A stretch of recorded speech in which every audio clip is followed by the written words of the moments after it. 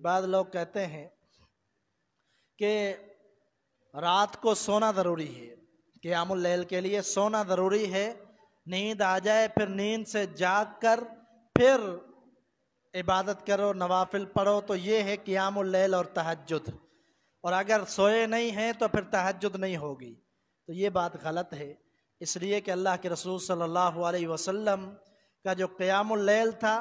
آپ رات کے پہلے حصے میں بھی کیا کرتے تھے، رات کے درمیان میں بھی کیا کرتے تھے، رات کے آخری حصے میں بھی کیا کرتے تھے۔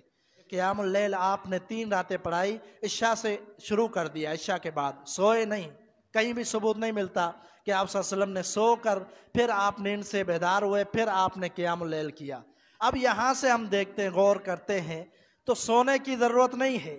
اگر سونے کی ضرورت ہوتی تو ان 3 راتوں میں نبی علیہ السلام پہلے صحابہ کو فرماتے آرام کرو، خود بھی آپ صلی اللہ علیہ وسلم آرام کرتے، اور پھر آپ صلی اللہ علیہ وسلم اٹھ کر صحابہ سے بھی کہتے اور خود بھی آپ نماز پڑھواتے، تو ایسا نہیں کیا نبی صلی اللہ علیہ وسلم نے۔ تو معلوم ہوا کہ قیام اللیل کے لیے سونا ضروری نہیں ہے، بلکہ عشاء کے بعد سے وقت شروع ہوتا ہے اور فجر کی اذان تک آپ کے پاس ٹائم ہے، پوری رات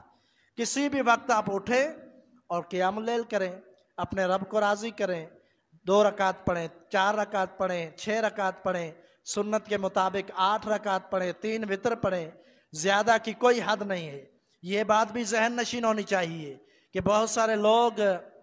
جو لوگ پڑھتے ہیں 20 رکعت تراویح تو اس کو سنت قرار دیتے ہیں۔ سنت نہیں ہے 20 رکعت تراویح، آپ کو اجازت ہے، آپ پڑھ سکتے ہیں، چاہے جماعت کے ساتھ پڑھیں، اکیلے پڑھیں،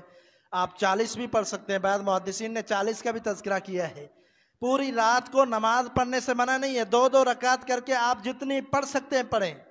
لیکن اگر آپ کسی کو سنت قرار دیتے ہیں، نبی صلی اللہ علیہ وسلم کا طریقہ اسوہ حسنہ قرار دیتے ہیں، تو وہ 8 رکعتیں ہیں، کیونکہ حدیث میں بیان کر چکا ہوں کہ اگر سنت کے مطابق آپ پڑھنا چاہتے ہیں تو پھر آپ کے لیے 8 رکعتیں اور 3 وتر ہیں، اور اگر آپ ویسے پڑھنا چاہتے ہیں تو گناہ نہیں ہے بلکہ اجر ملے گا، لیکن وہ پھر سنت طریقہ نبی صلی اللہ علیہ وسلم نہیں ہوگا۔ ویسے ہی آپ تہجد پڑھیں، جتنی رکعتیں پڑھیں۔